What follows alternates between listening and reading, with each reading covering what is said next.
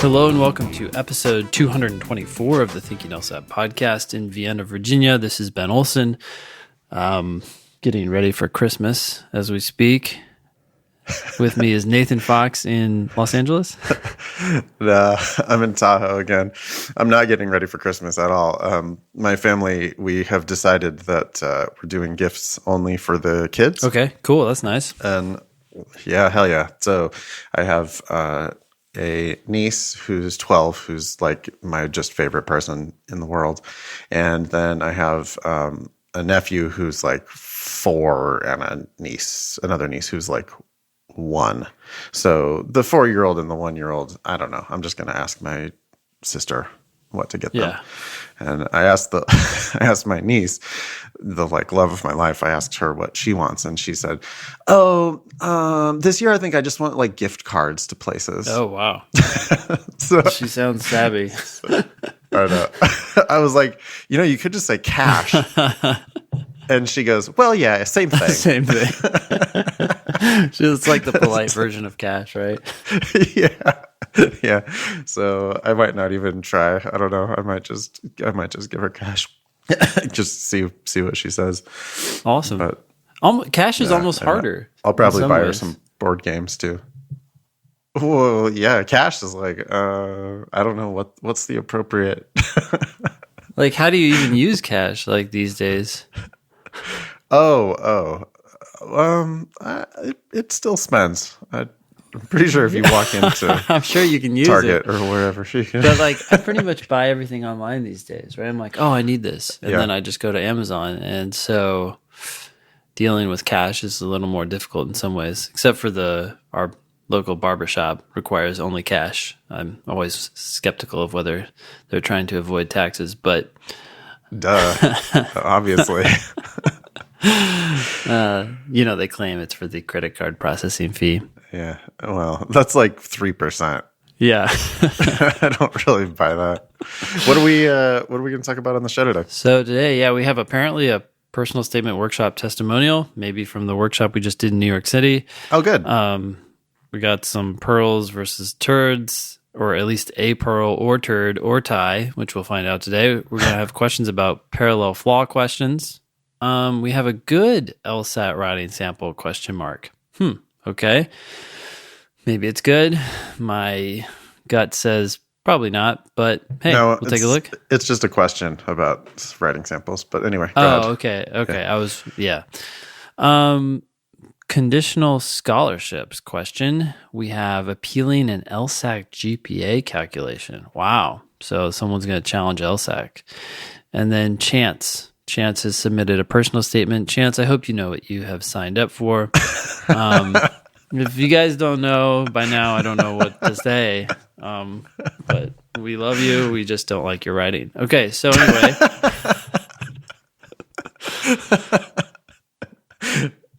Other than your ideas and the way you put them on the paper. Everything else, y'all are great writers. Great. Yeah. All right, so this is going to come out on Monday the 23rd, 2 days before that, almost universal holiday and Christmas. Yep. And then we have the LSAT a couple weeks later, actually 3 weeks later, I guess, in January. And then actually, before that, on Tuesday, January 7th, that's the last day you have to register for the February LSAT, which will be on February 22nd. That's a Saturday this year. All right. Yeah. Email the show at help@thinkinglsat. Send us your selfies if you're so inclined. Leave us a review on iTunes. It helps a ton. We like hearing from everyone who loves and hates us. Let's jump in. Do you want to read this testimonial? Sure. It says, Dear Thinking LSAT team, thank you for putting together the personal statement workshop last weekend. It was a very helpful experience, and I feel like I took away a lot from it. While I listened to the podcast religiously, #PraiseTheDemon, and I've watched the video on personal statements in the Demon, being able to discuss sample statements with other prospective law students allowed me to see some of my strengths and weaknesses more clearly. That's nice. Yeah. Some of my key takeaways are the following. Wow. Like a substantive. Points. Yeah. Mm-hmm. So here we go. Okay. While people often use the word we when talking about things done as a team effort, you should stick with I in your personal statement. If you use we in the personal statement, the reader will wonder how much you actually contributed. I think that's your point, Ben. Yeah. I would say that's not, I don't want people to take that away as like a hard and fast rule, Yeah. like never use the word we. We can be used occasionally, and especially if you're talking about your team. Sometimes we are working on personal statements in which someone has led a team, and you don't want to say like, if it's obvious that you were leading the team and you were directing them and helping them complete a project, it might be good when you point out that you finished the project or successfully closed the deal or whatever, that you say we to give credit to the team and not just pretend it was like you who closed the deal. I think you got to be smart about how you use we. I just think that a lot of times people overuse it because they're being too humble or too like accurate. Yeah, sure. Of course. It was a team effort, but let's talk about the things that you did in that team. Yeah, I agree. Okay. Next bullet point. It's not just what your story is, it's how you tell it. You could have an excellent topic for a personal statement, but if it's not told the right way, that could be the difference between an admit or deny. Yeah, this happens all the time. I think everybody has a good story to tell. I mean, it's hard to get to this point in your life where you're applying to law school without having something that would be totally reasonable for a topic. Yep. Yeah. It's just that people are horrible at getting to their point and telling their story in the right way. Mm-hmm. Yeah. Third bullet point says the bromance between Ben and Nathan is real. What? Okay. I never doubted that, Nathan. Nope, I did not doubt it either. I'm surprised that the listeners doubt it because no, it's the real thing. What is technically a bromance? I guess I'm not so savvy about this. No, I think a bromance that's the new word for friendship between two dudes. Okay, got it. Yeah, we are actually friends. We do enjoy each other's company. We're not just faking it on the show. It's not like a news show where after the camera cuts away, we're like, fucking idiot. This fucking guy. We never speak to each other except for just when we record the podcast. Yeah. All right. Fourth bullet point says, it's helpful to break down the judgment of a personal statement into separate categories for style and content. Oh, that was your thing also, Ben. Good content is necessary, but not sufficient. The greatest story in the world could still be brought down if it's filled with typos and grammatical errors. The opposite is also true. The best written story could still be brought down if the content is garbage. Mm-hmm. Yeah. We only had, I think there was only one of the personal statements that we talked about in New York that was where the content was like not appropriate. Mm-hmm. Remember that one? Yeah. Yep. Yeah. Just quick tip for everybody out there listening. Don't write about depression and anxiety in your personal statement. It's just like, I feel you. I really do. But you're not putting your best foot forward when you're talking about shit like that. Yeah. It's just not, nobody wants to hear about that stuff. And as much as we do, like we do feel you, and we, hope that you will get that sorted out and all that. But when you're writing about depression and anxiety, it's just red flags. Like your reader's going to be like, ooh, I don't know if we want more depression and anxiety in our school. Sure. Like they've got enough of that. Like there's dedicated therapy teams on campus because law school sucks so bad and so many people struggle so bad. But you don't need to be putting that in your personal statement. Yeah. All right. Last bullet point. Overall, I've learned that while I've done well in my writing classes in school, I have no idea what I'm doing. Okay.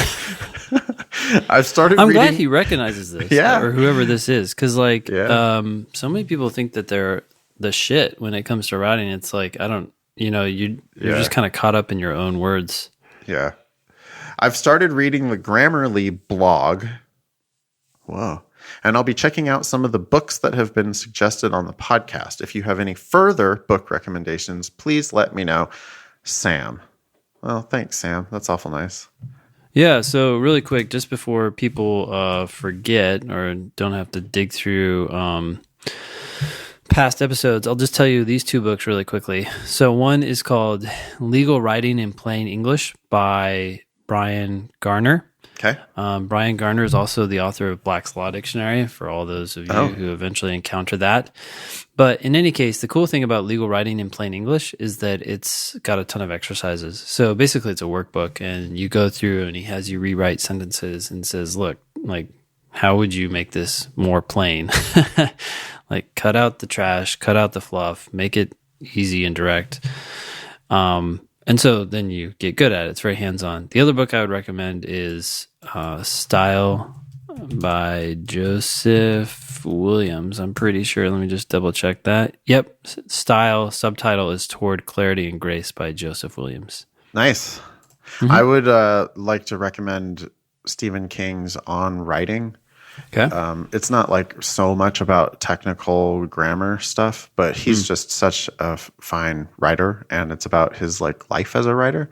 Yeah. And it is a lot about his process, which, you know, y'all, the process needs to be write a lot, then edit the shit out of it. I know that's like obvious, but you need to write more than you think.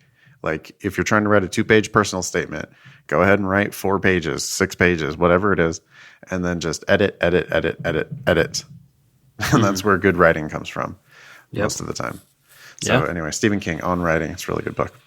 Cool. Thank you, Sam. I would just add that if you are a Demon subscriber, lsatdemon.com, you can go to the course. And one of the lessons is on personal statements. And we have the personal statement workshop in there that we did in last year in DC.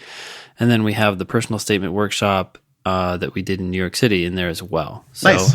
And you can also find those at thinkinglsat.com/admissions.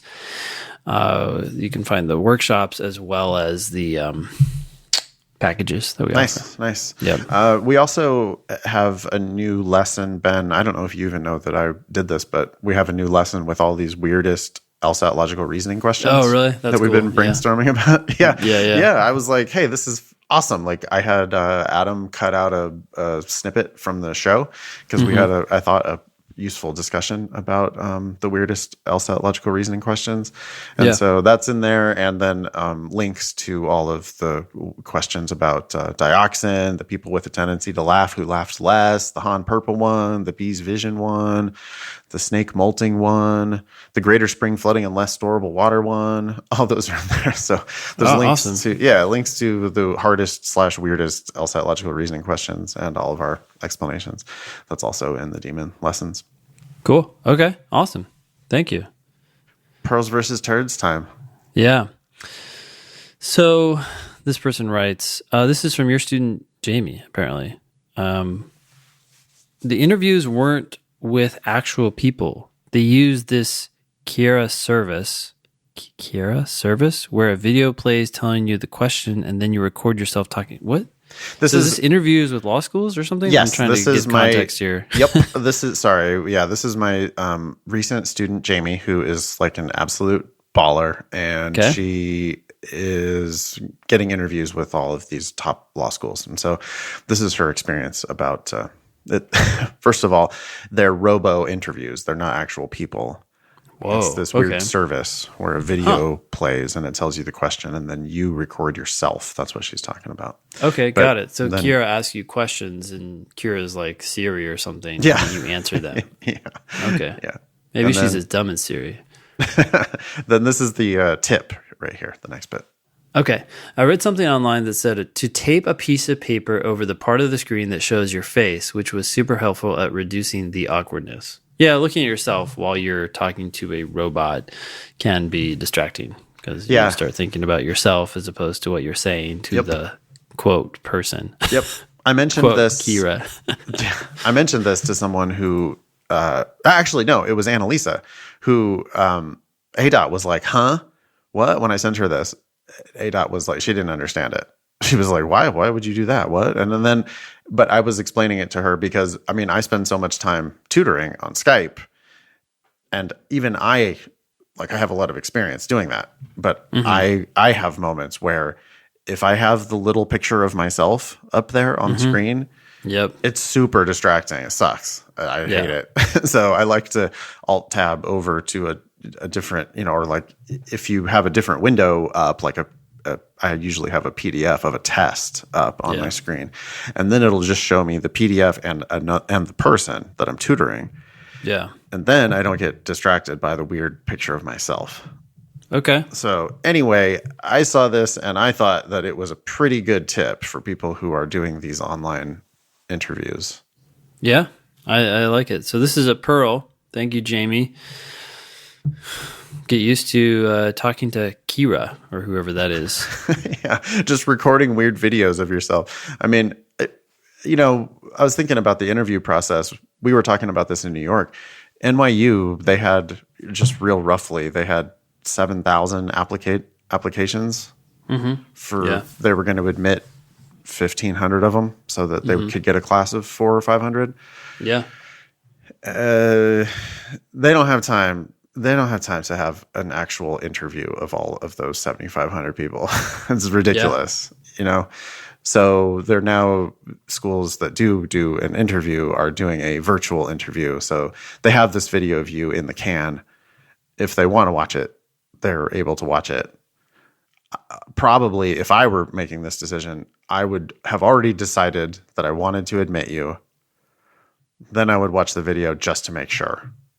Yeah, because a lot can come out, I'm sure, in those videos of like, wait, what? What's going on?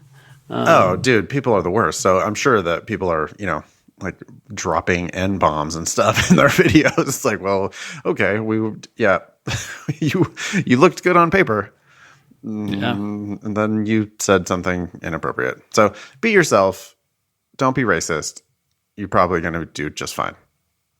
I'd assume that's pretty rare. But even so, like, even if you don't make that mistake, people make subtle mistakes or they start to try to explain themselves more, and it actually just makes you seem even more naive, or, you start talking about your entertainment law aspirations. And it's like, okay. You were able to hide it in your personal statement because someone told you to take it out. But when you were talking, you just kind of couldn't hold back. That's a good point.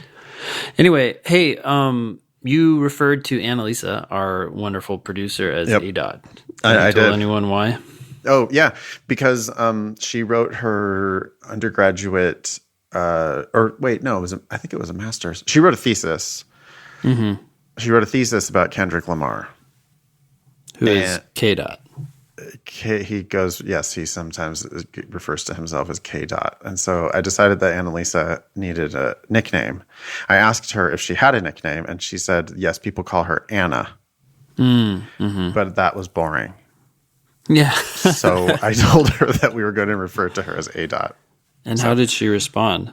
She gave me like a ha-ha emoji. She's like, you're my boss. Okay, haha. Yeah. Yeah, it was probably really the eye roll emoji. And she just edited it down to the haha emoji. Anyway. You need to send Kira after her. Yeah. She hasn't objected, so I like it. I like it. I like it too. It's for me. Sure. It's for you. I'll take it on. That's a pearl, dude. 6. That's a pearl. Yeah. Wow. 6 pearls now. 26 turds and 13 ties. Sweet. Yeah. So we have parallel flaw questions. Hi. Thinking LSAT folks. We're thinking LSAT folks. That's cool. I guess, yeah. LTLFs. I'm a few weeks into prep, and I understand parallel reasoning questions okay and flaw questions okay, I think. But what in the hell are parallel flaw questions? They got to be in the family of parallel reasoning questions, right? Thanks for the pod, D. Is that your question? Yes, they're kind of, if there was a family, I don't know that there is a family, but if there was a family of parallel reasoning, parallel flaw questions would be close cousins or in the same family. I don't know. Does that help? Yeah, right. I mean, first of all, I mean, hey, question types are artificial, right? Like that's made up shit. Yeah.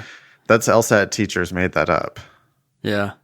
So, yeah, when they say which one of the following has questionable logic most similar to the questionable logic in the statement or whatever, they're telling you there's a flaw. Yep. So, ideally, you already noticed that flaw when you read the argument. This is where everyone goes wrong on logical reasoning, is that people just don't read the argument carefully enough in the first place. Mm-hmm. You should be spotting those flaws more than half the time. Okay, you shouldn't be passive. You shouldn't. It's not on them to tell you that the argument is flawed. You're going to be a lawyer. If you're going to be a lawyer, you need to be able to understand people's arguments and then tell them why it's bullshit. Even if you agree with the conclusion. Yeah, exactly. Even if you want them to be right, you have to be able to look at that and go, yeah, but here's what the law says. Here's your facts. Yep. We're going to lose. Yep. You have to be able to do that. Mm-hmm. So step one, and it doesn't matter what question type, step one, be more critical of these arguments and start spotting the goddamn flaw. Because no matter what the question type turns out to be, you really need to spot that flaw. On a parallel flaw question, they're going to tell you that there's a flaw. So they're going to say, again, which one of the following is susceptible to criticism in a similar way or whatever. I don't know. Ben, you got a question stem in your mind you can come up with? Oh, sure. Yeah, which one of the following exhibits the same flawed pattern of reasoning as the argument above? Yep. And so if you didn't spot the flaw, then now they're kind of giving you a second chance. Like, Are you sure? You sure you don't want to? Yep. It was right there. Do you? And then, but the problem most students have, I think, is that they then just blunder straight into the answer choices. Yep. Without even thinking about it. And so, one, you should have spotted the flaw when you were reading the argument. Two, if you didn't spot the flaw when you were reading the argument, the question now tells you that there's a flaw. You really need to reread the argument and spot that flaw. Yep. Because in my experience, people get way too technical about these parallel questions, both parallel reasoning and parallel flaw.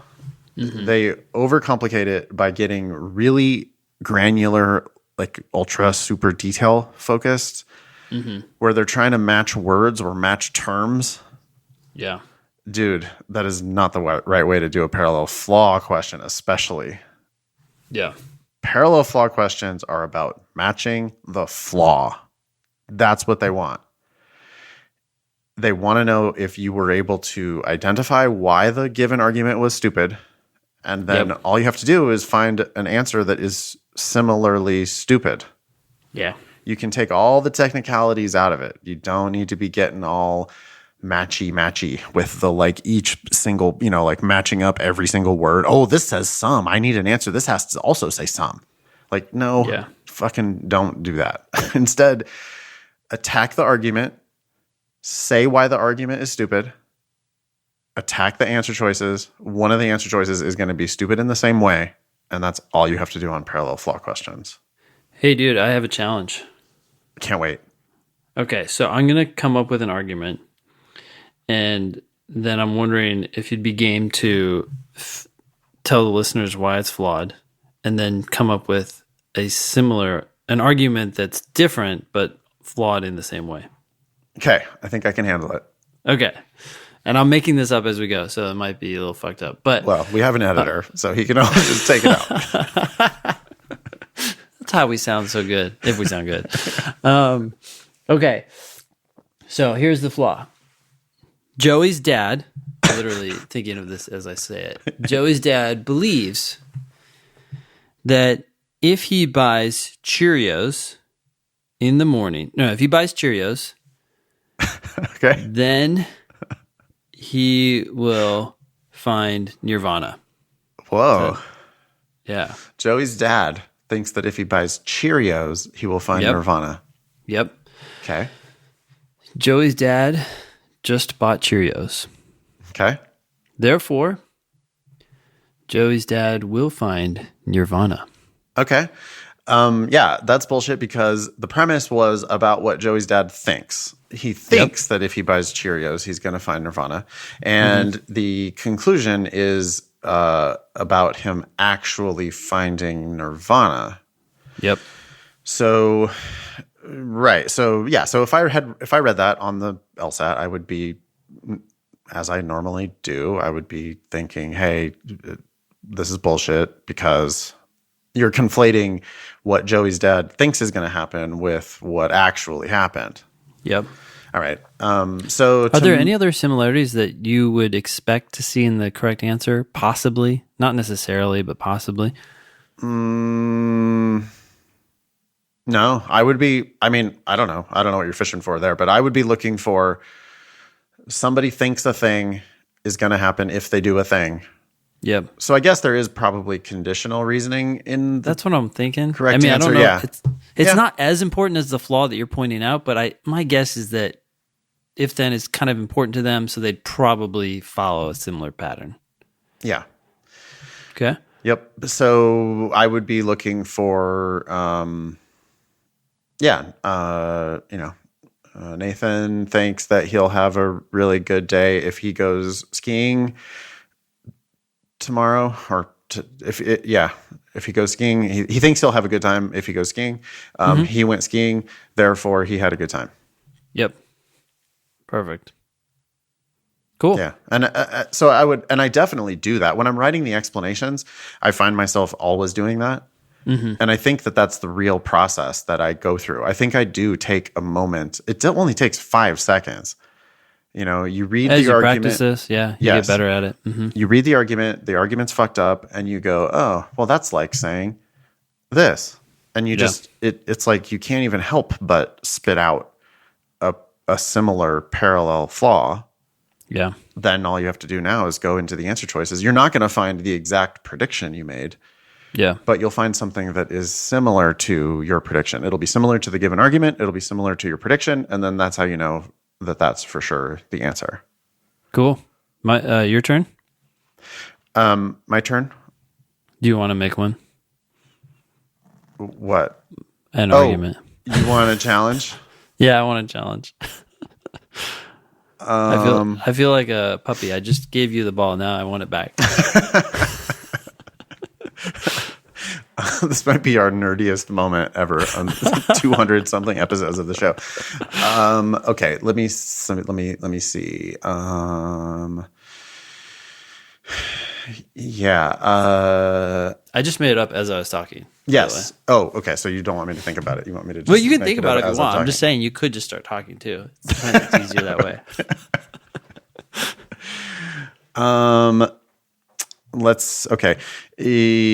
People who ride the gondola to the top of Heavenly Valley. Okay. Tend to be wearing stocking caps. Oh, okay. Therefore, wearing a stocking cap makes you ride the gondola to the top of Heavenly Valley. Okay. Yeah. Classic correlation to causation flaw. Okay. All right. You told us there was a correlation between riding to the top of, what was it, Heavenly Valley? Yep. Okay. And wearing caps or something like that. And then you said, therefore, one of them causes the other. Mm-hmm. And for all I know, the causation is reversed or something else is causing both or who knows what. So that's a correlation to causation flaw. And I would expect the correct answer to do the same thing.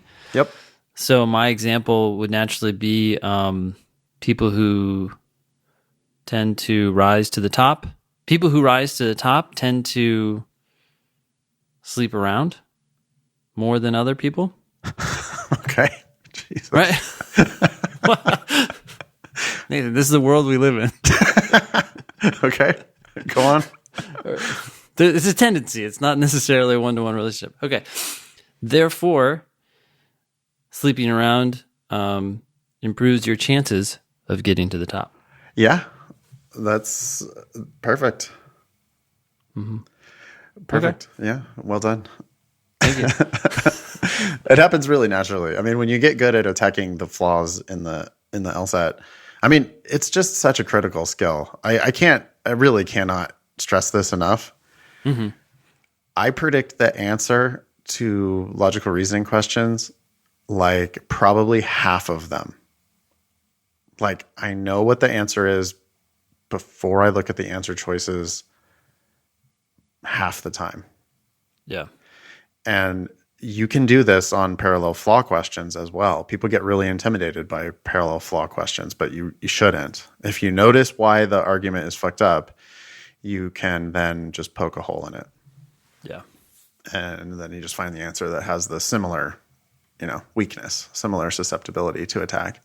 Anyway, thanks, D, for writing in. Can I want to switch topics for just a second?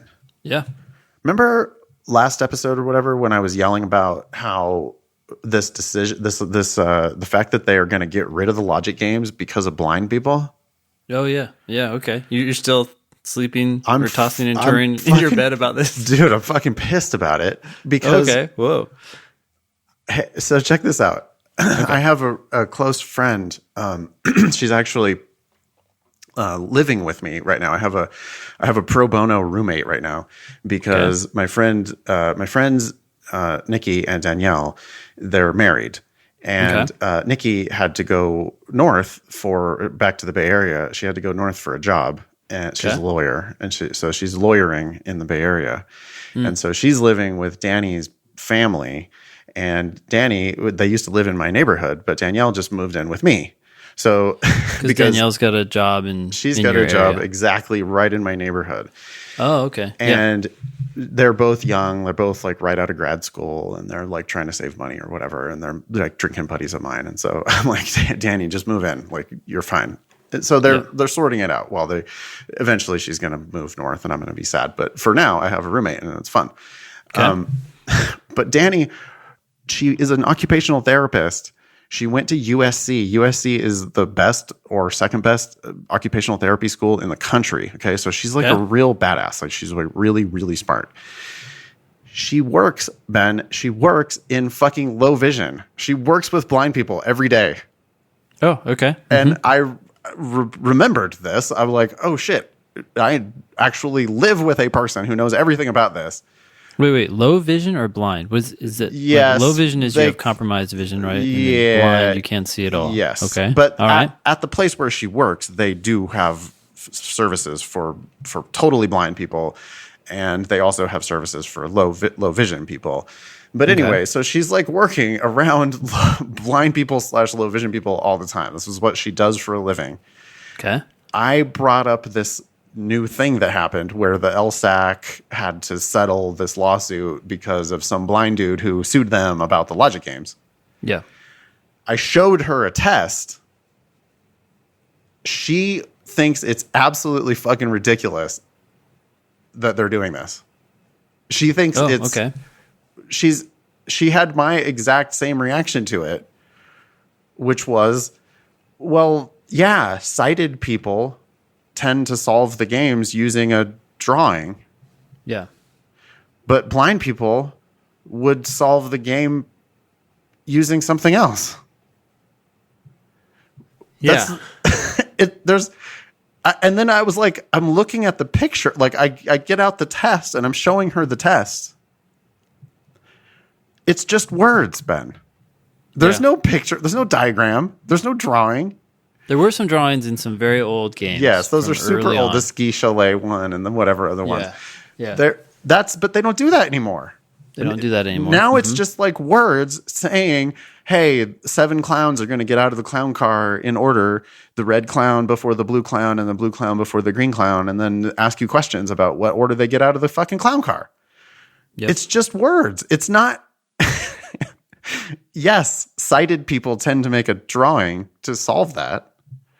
But but people without sight would solve that a different way. And some people with sight solve it a different way as well. And some people with sight would solve it in a different way. And so I just don't, what the fuck, Ben? What are these people thinking? What was the court thinking if the court was even entertaining the stupid argument? What were they thinking? And then the fact that the LSAC ended up settling out this lawsuit, how did someone in the room not go, what the fuck are you talking about? This is discriminatory. It's actually discriminatory against blind people. To even think that blind people are not capable of solving these logic games. What? Okay, so let me try to make the argument for the other side and think about what they're saying here. So the words on the page are just words. They're not drawings. And there are already reasonable accommodations for people without sight. So they're already getting read it to you or whatnot. Or a Braille test, or if you're low vision, you're going to get a large print test. Or yes, there are people who will be in the room with you and read the test to you. There's all kinds of reasonable accommodations where they can still ask you this same question. Okay, yeah, but here, hold on. So let me think through the reasoning. So what they're saying is, look, they have to agree that the words on the page are just words. There's no drawings. So the argument must have been, look, the vast majority, which I think is totally reasonable, the vast majority of test takers look at these words, they read the words, and then they use visual representations of those words to try to solve these problems. Now, it's definitely not a necessary condition, right? You don't have to draw things to solve these problems, as is attested by the fact that some test takers who are sighted don't. They just solve them in their head. But most people do. So it appears to be a very helpful technique, and blind people are unable to avail themselves of that technique. And they must have argued that there's not any other comparable technique. I mean, that's what you'd have to show, right? That there's not another comparable technique, therefore we have to test in some other way. It's just, that's your argument. You are in bad shape. You're going to prove to me that there's no way that blind people can figure out what clown was getting out in third out of the clown car? Are you fucking kidding me? Yeah. It's not. Yeah. There's no planet. I mean, I was going through the games. I'm like, hey, Danny, look at this game. Look at this game. Look at this game. And she's like, yeah, why wouldn't a blind person be able to figure that out? What? Like, you're putting people in order, or you're putting them in groups, or you're maybe doing some other weird thing, who, like the virus game, for example. Hey, which one was patient zero? Like, who was looking at porn on their work computer and got the whole network infected with viruses? Whoa, wait, what? Porn? Yeah, that's I don't remember the porn ever coming up on the LSAT, but yeah. That's such an easy game, Ben. It's such an easy game. People, if they just commonsensically think about what's going on, it's like, hey, we show up to work and all the computers are infected with viruses. And then there's some rules about what computer could have infected what other computer. It's such a natural common sense thing to be looking for patient zero, right? Like, hey, who did it? Yeah. And the person who did it definitely was looking at porn, or like whatever they were doing. They were torrenting some software, or they were doing something shady. That's why they got their fucking computer infected with a virus in the first place. Yeah. But anyway, I can't believe that they're going to go through this whole fucking thing of researching for 4 years so that they can then redo the LSAT because one blind person didn't want to like prepare for the logic games, essentially.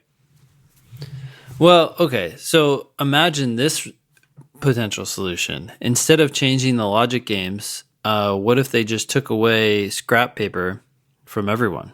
So no one can draw. So everyone has to do it in their head. Why don't they just take a stick and poke it in everyone's eyes, so you actually can't have vision? Oh, okay. How about that? Well, yeah, that's an interesting proposal. It's just it's so It's patronizing.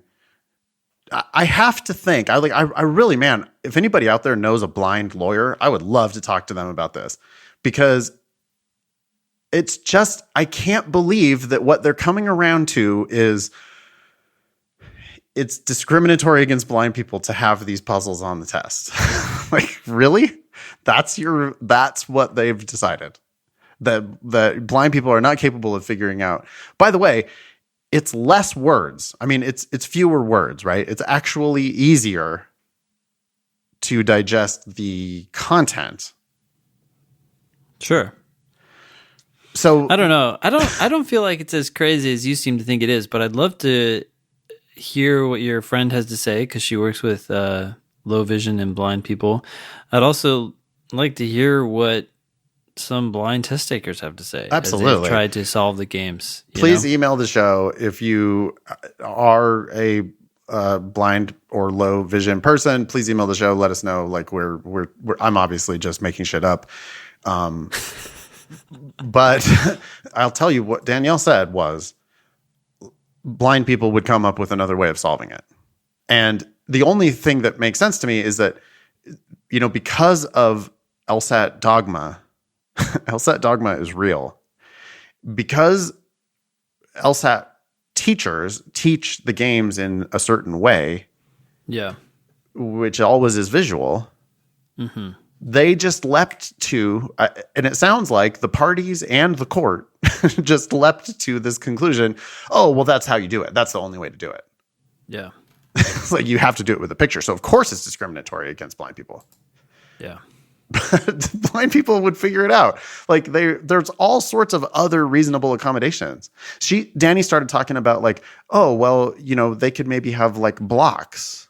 Like, if it's a spatial ordering thing, like if they had blocks, right? Like, suppose you gave them a alphabet set of blocks. Sure. Well, then they could use those blocks to put things in order. Like, they could still do a spatial solution using their blocks that they could feel with their hands. Yeah, I guess I don't feel like you could capture all the nuances, though, that some of these rules impose with blocks. I think you're now discriminating. You're discriminating. You're underselling the ingenuity of the blind community. Well, okay, so why do you hate blind people? Here's the thing: is I just like, how would people react if no one could have scratch paper? Like, I think people would be pretty upset, and so that's what's basically happening. People are going to be upset no matter what. No matter what happens, people are going to fucking complain, okay? Like, people are complaining that they got a digital test instead of a print test, or they're complaining that they got a print test instead of a digital test. They're always going to complain no matter what. Okay, well, we'll have to probably put a pin in this one and hear what people have to say. Be interesting. Or maybe no one will care. I don't know. Be interesting. What percentage of test takers are blind? That's another thing I'd like to know. And I'm sure that is a very low number. Mm-hmm. If it's really like a big deal, I'd prefer they just get like an extra logical reasoning section or something. I mean, well, sure. I've thought about this a lot too. They could just make the entire test logical reasoning. Mm-hmm. Like, logical reasoning is a real good test of your reading and capacity to just call bullshit on things. Yeah. And fine, like, if they want to get rid of the logic games, they're going to have to add something. Whatever. LSAC, go ahead. You have my permission. Just make the whole thing logical reasoning. It's going to be fine. You have my permission. Well, we understand the test better than they do. That's clear. So, yes, they can just go ahead and, yeah. Okay. Yeah. Next one. So this came up because we're coming to the time of year where our students are, telling us about their offers and whatnot. Sure. So I had a student who has become a friend, and she's telling me about her offers. She's like sitting on all her offers. So she got a 160 something, and she's trying to decide where to go. And she has this offer from California Western in California, obviously Southern California, and she was trying to figure out like, hey, how good of a deal is this? And I wanted to point out again, for people who have not heard this before, you have to start looking at the 509 reports. Just Google, if California Western is your school, just Google California Western 509. Yep. And the first thing that you'll find on Google is this report. Ben, did you know that the brand new 509s are just out now? No. Matt Dumont sent an email saying that the 509s are just released. Okay. Yeah, for 2019. Yeah, so I'm looking now at the brand new 509 from California Western, and it's actually really interesting. First thing is, if you just look at it's the second page. Okay, just to clarify, this is an ugly PDF with like plain black text with blue titles. Yes. So once you see that, you know you found the right place. Yes, and it says at the top, Standard 509 Information Report. It has information about the class. So California Western is not a prestigious law school by any stretch of the imagination. They admit people with bad grades and bad LSAT scores. Mm-hmm. So their 50th percentile LSAT is 151. I would anticipate that if the average person is starting there with a 151, that means the average person there is not going to pass the California bar. Yep. Because the California bar is hard, a lot harder than the LSAT. Anyway, their 75th percentile is only a 153. The student that I'm talking about, Ben, got a 160 something, low 160s. But she got an offer from California Western, which included a scholarship. Okay. If you go down to the bottom of the second page of this 509 report, you'll see two things. On the bottom right, you see grants and scholarships, which shows you what fraction of the class got scholarships. Mm-hmm. So here it's 76% of the class is getting a grant. Okay. Yep. 28% of the class is getting less than half tuition. If you're getting less than half tuition, that's like not a good scholarship offer. That's at a school like this. Half to full, 35% of the class got half to full. Mm-hmm. 12% of the class got full tuition, and 1% of the class got more than full tuition. 12% for full tuition's high. Yes. Yeah, right? Well, it's a shitty law school, and they're not going to attract any decent applicants unless they give scholarships. Like, that's the game. That's the game we're playing. By the way, I looked up their rankings on U.S. News and World Report, and it says California Western School of Law is ranked number 146 to 192. I've never realized that these higher ranked schools are just put into like a batch of like.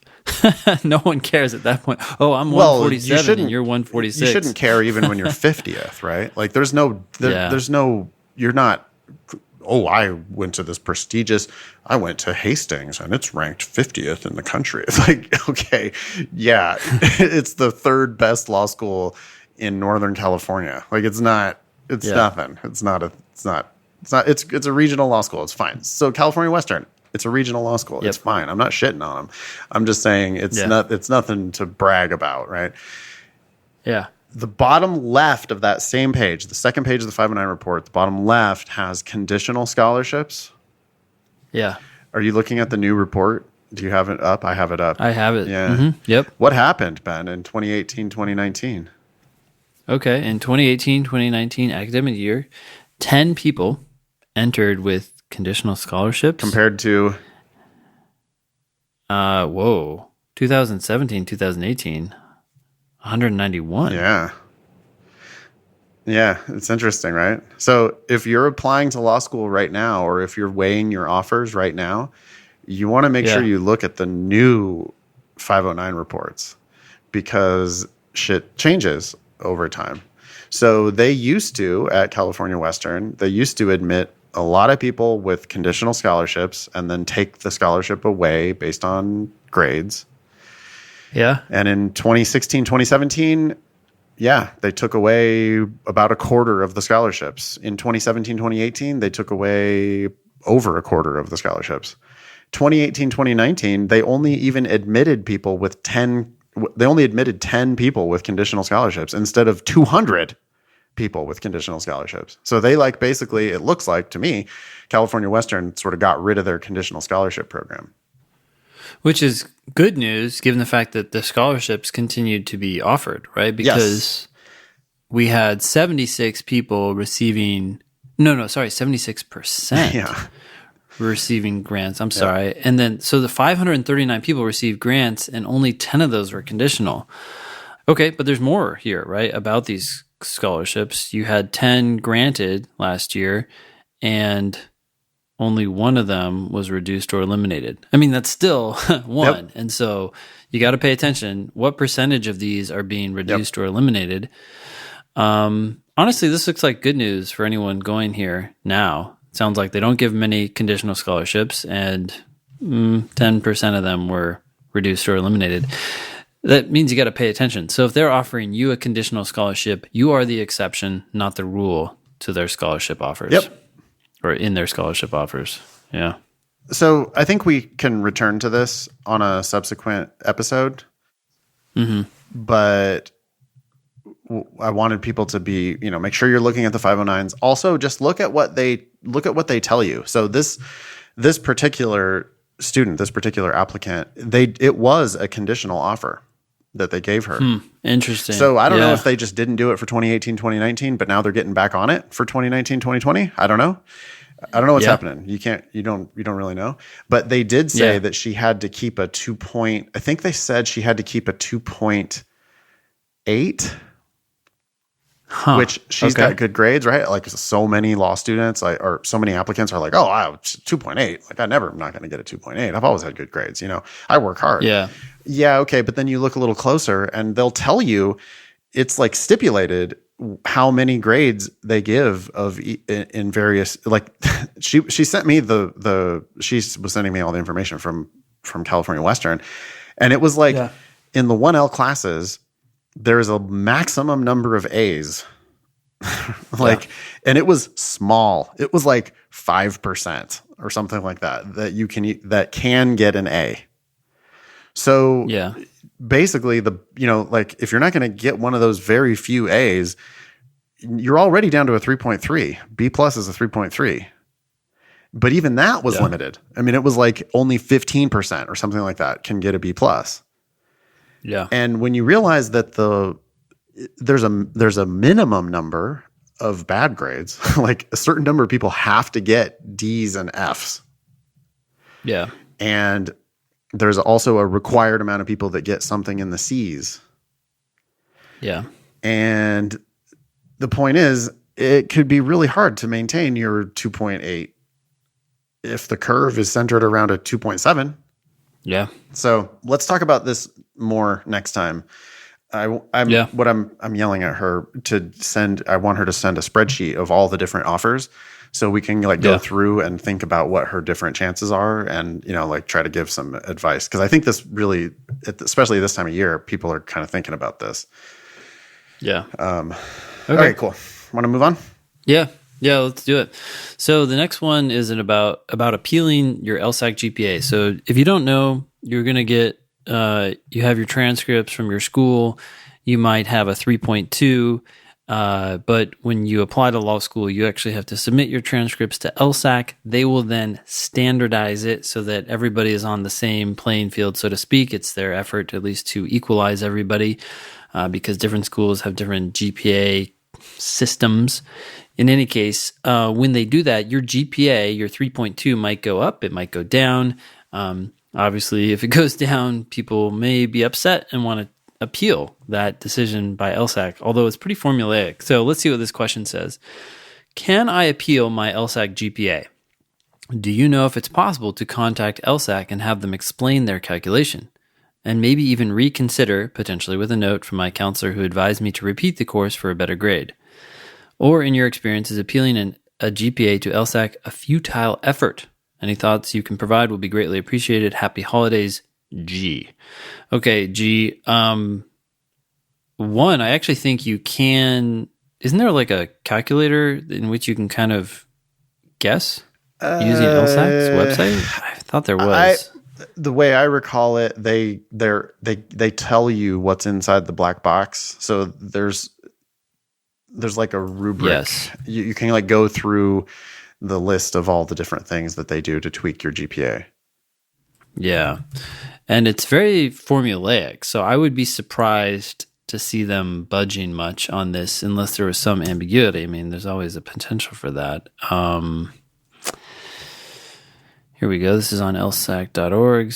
Okay, how grades are converted. So there's a link. We'll include it in the show notes. But if you Google LSAC and then transcript summarization, it has a long ass page, as all their pages are, going through how they calculate grades, how they convert them, what grades are excluded. So they have rules for all of this. So unless your situation falls into some ambiguity between any of these rules, which is unlikely because they've encountered a lot of different situations, I don't think there's going to be much budging, but doesn't hurt to ask.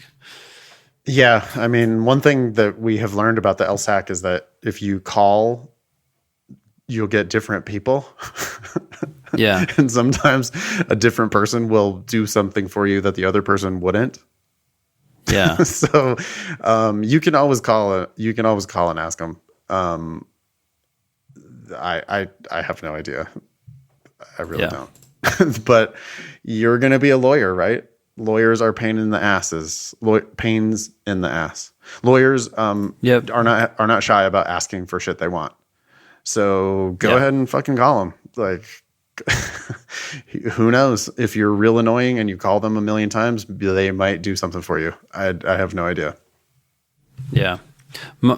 My prediction is probably not, given how formulaic this is, but give it a shot. I agree. Yeah, and let us know if they do. That would be amazing if they actually did. All right, want to do Chance's personal statement?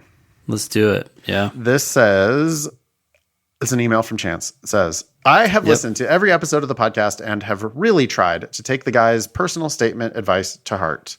I know they have been bitching about recent personal statements, and Nathan even thinks they are getting punked. Yeah, I sometimes do. This statement has been submitted to 12 different law schools ranked in the top 60. So far, I have been admitted to 7 out of 7 schools that I have heard from, with full rides to half and hefty scholarships to the rest. I know that my LSAT score and GPA are more important, but I think the statement isn't too bad either. I know the guys will still probably tear it up, but I think that they will see that I heeded their advice. P.S. I know I added some fluff at the end of the statement. This was to answer specific questions that the law school instructed be in the statement. Okay. P.P.S. My favorite statement that they have destroyed was the man with the kind eyes. I promise there are not any Japanese symbols in my statement. If they read this, please call me Chance. Oh, okay. If people don't know what we're talking about, if you Google thinking LSAT kind eyes, you should find the episode where we destroyed one of the weirdest, worst personal statements that I've ever seen. I do believe it is episode 156. That was good times. I'm glad we got a chance to read that. That was hilarious. Okay. Ready for this? Yeah, go for it. Here we go. This is Chance's personal statement that he claims he took our advice on. This first paragraph is intimidating. That's a big block of text. I'm already nervous. Okay. Yeah. All right, here we go. I stare at the instructor as he shows the anti-tank landmine to the wide-eyed students, pointing to the different components with a stick. That's just a bad sentence. That's a bad sentence. Who's pointing? Obviously, it's the instructor, but it's confusing because it comes right after the phrase wide-eyed students, so it kind of seems like it's modifying the students. Sounds like the students are pointing pointing to the components with a stick, but they're not. It's the instructor. And all you're doing is staring, which is passive. Also, I do not like this present tense thing. What? Yeah. I stare. Calm down, dude. Like, yeah, don't. It's too much, dude. It's aggressive. Like sometimes people just write these statements that fucking jump off the page. Like it's just like, whoa, dude, take a fucking step back, put it into fucking past tense. Don't, It's okay. Chance, you got in on your LSAT and GPA. Your personal statement didn't do it for you.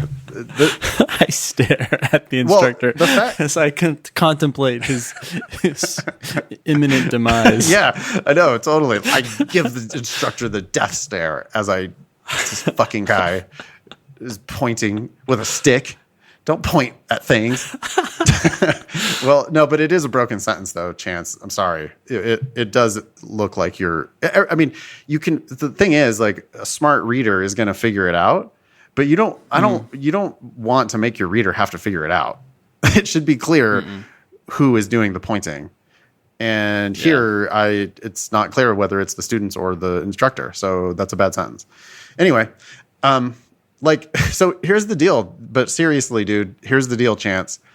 If I read your personal statement, your first sentence here, I think you're not a good writer. Nope.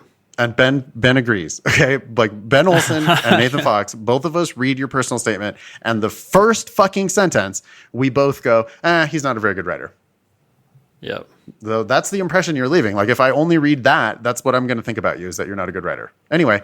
And some schools don't give a fuck about that because they're just trying to get warm bodies. But a lot of schools are trying, if they're serious about what they're doing, they realize that their job is to take on students who are going to become highly paid professional writers. In fact, I don't know of any other writers who are paid more except for maybe celebrities who happen to, be one in a million. That's it. I slowly take a few steps back as I worry he might drop the mine and blow all of us to pieces. Really? He's got a real mine? Yeah, so now I just absolutely don't believe you. Like, that sounds like a lie. Yeah. I am an operational advisor with the U.S. Army Asymmetric Warfare Group in the West African country of Niger at their Army Basic Training Complex. That's a to-be sentence. Just telling me where you are. It's also not a very well-written sentence. It's very long. Clunky with the at there. I wasn't expecting that additional modifier. Chance, you need to write shorter sentences. Yep. I am here to fix this flawed teaching method along with a variety of other issues that exist at the school. Another to-be sentence. Yeah. So, Ben, what you mean by that is using the verb to be? Yeah, the verb in this sentence is to be. So it's am. I am. Yeah, sorry, it's am. And really the action here is fixing. So I'd prefer a sentence that says something like, I fixed this flawed teaching method by doing X or whatever. I don't like it. The content-wise, he's shitting on a teacher. Yep. You're applying to school, dude. You're applying to law school. Schools don't want to hear about you shitting on teachers. You're just telling me now that this is a flawed teaching method. Wait, why is it flawed? Because it's a real landmine? Okay, it's not a real landmine. If it is, okay. Then wow, that is crazy. But I don't think it is. I bet it is, actually, given what he's saying. It sounds like he's over here in this place, and they probably just picked straight it up up just somewhere. picked up a landmine out of the ground, and we're like, hey, guys, and start pointing a stick at it. Look. That's the flawed teaching method. You know what it sounds like? That's a teaching method that would fix itself. That guy's not here anymore. No. Okay, I also, Chance, further hate the variety of other issues that exist at the school. That's vague. Yeah. It's really high level. You're making yourself sound like you're a fucking superhero, that you're there to fix everything. I don't even know what you're talking about because it's vague, though. Anyway, continuing on. Boko Haram recently kidnapped the Chibok school girls in Nigeria, receiving national and world news attention when the First Lady, Michelle Obama, tweets about the kidnapping. What the fuck, dude? What? That's past tense and then present tense and then capitalizing national and world. Are you fucking kidding me? You sent this to law schools? Wow. And you got admitted with this. Wait, hold on. What schools did he get admitted to? We don't know. He says 12 different law schools ranked in the top 60. Yeah, but I mean, hey, if Hastings is one of those top, like if it's that type of school, yeah, they don't give a fuck. They're like, you're top 60. He means schools ranked 50 to 60. Exactly. I mean, really. Yes. That's normally what you mean when you say top 60. You mean number 59. So, yes, school number 59 will admit you with this. Even though this is garbage, they will admit you because they just need more bodies. And they're admitting you because of LSAT and GPA. But this is not good, dude. This is really bad. Like that was a verb tense shift in the same sentence. Yeah. It's also just, I mean, I'm going to read that sentence again. Boko Haram recently kidnapped the Chibok school girls in Nigeria, receiving national and world news attention when the First Lady Michelle Obama tweets about the kidnapping.